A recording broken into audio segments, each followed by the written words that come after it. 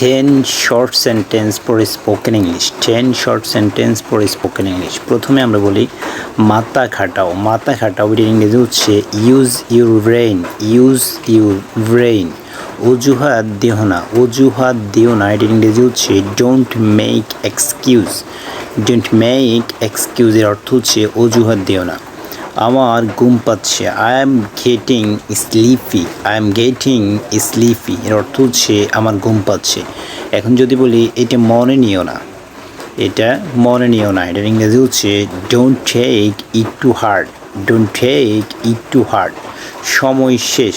সময় শেষ এটার ইংরেজি হচ্ছে টাইমস আপ। টাইমস আপ অর্থ হচ্ছে সময় শেষ। এখন যদি বলি ঝামেলা করো না। ঝামেলা করো না ডোন্ট মেস।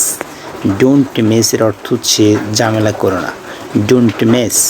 বোকামি করো না। বোকামি করো না don't be silly. Don't be silly এর অর্থ হচ্ছে বোকামি করো না।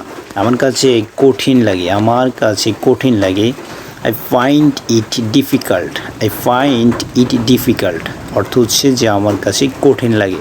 তোমাকে জানানো হবে। তোমাকে জানানো হবে you will be notified. You will be notified এর অর্থ হচ্ছে তোমাকে জানানো হবে। শীঘ্রই যোগাযোগ করা হবে। শীঘ্রই যোগাযোগ করা হবে। You will be connected soon. You will be connected soon. 10 spoken English for 10 short sentence for spoken English. এভাবে শিখতে থাকুন। 10 short sentence for spoken English.